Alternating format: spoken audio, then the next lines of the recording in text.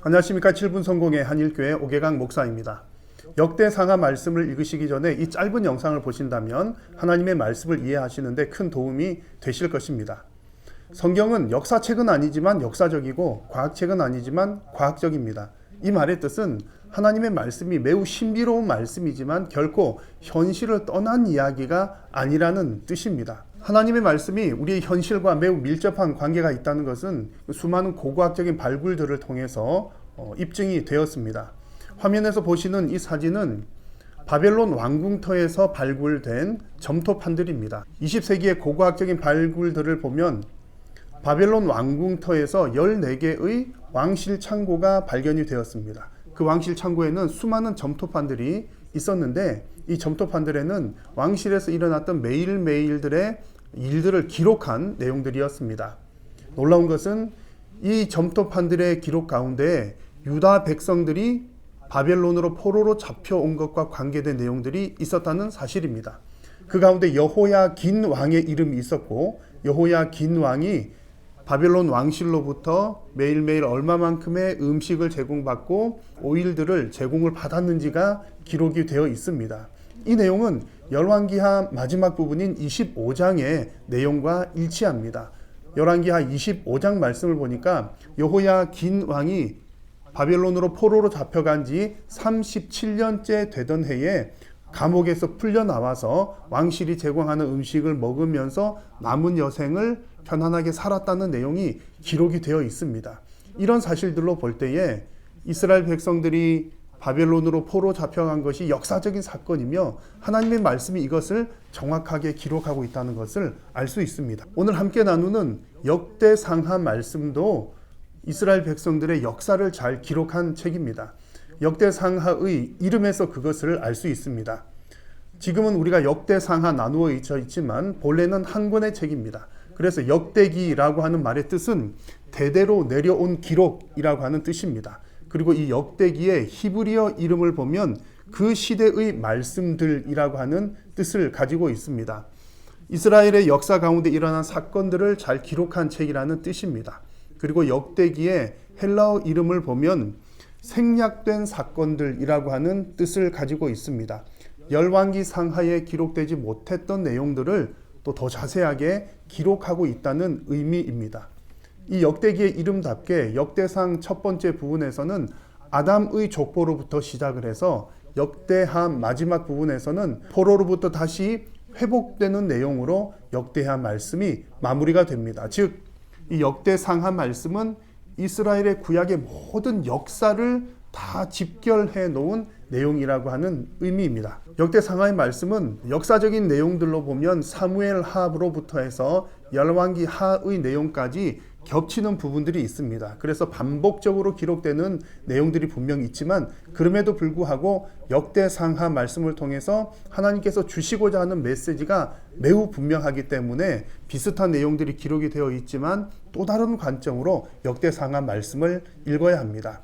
그 관점에서 중요한 것은 이 역대상하의 첫 번째 수신자가 누구였는지가 중요한 부분입니다. 이 역대상하 말씀은 바벨론 포로로 잡혀갔다가 귀환해서 돌아온 이스라엘 백성들에게 주신 말씀입니다. 바벨론 포로로부터 돌아와서 성전도 재건하고 성벽도 재건했지만 무언가 과거의 영화가 회복되지도 않고 하나님께서 약속하셨던 하나님 나라가 분명하게 보여지지도 않는 것 같아서 이스라엘 백성들의 신앙은 흔들리고 있었습니다. 그때에 하나님께서 이 역대상하 말씀을 통해서 너희들은 다윗의 자손들이다. 너희들은 하나님의 백성들이다. 그리고 너희들을 통하여서 장차 메시아가 오시어서 하나님의 나라가 온전하게 회복될 것이다 라고 하는 것을 보여주는 책이 바로 역대상하 말씀입니다. 그러므로 이 말씀은 하나님의 백성들이 어떤 정체성을 가지고 살아가야 하며 또 하나님의 백성들이 어떻게 살아가야 할 것인지를 이 말씀을 통해서 알 수가 있는 것입니다. 역대상하 말씀의 전체적인 구조를 보면 다음과 같습니다. 역대상 1장에서 9장까지는 이스라엘의 족보를 기록하고 있습니다. 아담으로부터 시작해서 바벨론 포로에서 돌아온 사람들의 이야기까지 기록이 되어 있습니다. 즉, 이 족보를 통해서 보여주는 것은 유다 백성들의 정체성을 보여주는 것입니다. 아직도 그들은 하나님의 백성인 것을 하나님께서 분명하게 보여주시고자 하는 목적입니다. 그래서 1장에서 9장까지 족보 이야기를 읽을 때에 좀 지루한 감이 있을 수 있지만 하나님께서 이 부분을 통해서 하나님의 백성들에게 그들의 정체성을 알려주시는구나 라고 하는 하나님의 마음을 이해해야 됩니다. 역대상 10장에서 마지막 장인 29장까지는 다윗의 통치를 기록하고 있습니다. 다윗의 통치를 길게 기록하고 있는데 이 다윗의 통치 가운데 부정적인 이야기들, 예를 들면 사울에게 핍박을 받았던 이야기라든지 밧세바를 범했다는 이야기들은 생략하고 기록하고 있습니다. 즉 다윗 왕조의 영화로운 부분들만 부각을 시키고자 하는 목적이 분명했던 것입니다. 왜냐하면 하나님께서 포로에서 돌아온 백성들을 향해서 하나님께서 다윗 왕조의 그 영광을 회복시켜 주실 것이라고 하는 것을 강조하는 것에 목적이 있었기 때문입니다. 또한 이 다윗의 혈통을 통해서 메시아가 오실 것임을 그들에게 보여주고 소망을 갖도록 하기 위함이었습니다. 역대하 1장에서 9장까지는 솔로몬의 통치가 기록이 되어 있습니다. 솔로몬을 통해서 성전을 건축하는 이야기, 또 솔로몬의 부귀 영화의 이야기들이 기록이 되어 있습니다. 그러나 결국 솔로몬의 말년에는 우상을 섬기게 되므로 이스라엘 백성은 남북 두 나라로 분열되게 되었습니다. 하나님께서는 이 솔로몬의 통치 이야기를 통해서 하나님께 순종하는 것의 결과가 어떠한지, 그리고 또 하나님의 백성들이 하나님 말씀에 불순종했을 때에 어떤 결과가 오는지를 분명하게 보여주시고 계십니다. 이 이야기에서 핵심적인 구절은 역대하 7장 14절이라고 할 수 있습니다.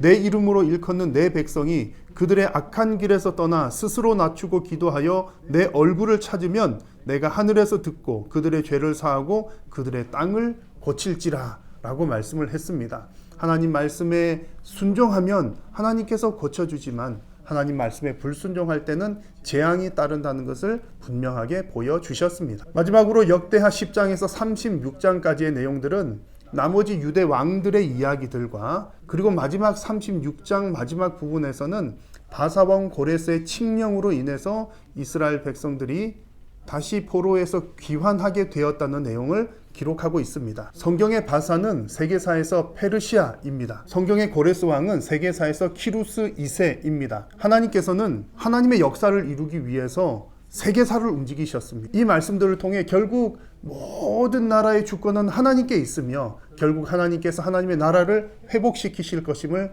보여줍니다. 이 역대상하 말씀을 읽으시면서 여러분 스스로도 하나님 나라의 백성임을 다시 한번 확인하시기를 바라고, 또 하나님께서 장차 오실 예수 그리스도의 재림을 통해서 하나님의 나라를 온전하게 회복시키실 것임을 우리가 다시 한번 기억하시면서 다시 오실 주님을 소망하며 하나님의 말씀을 읽으시기 바랍니다.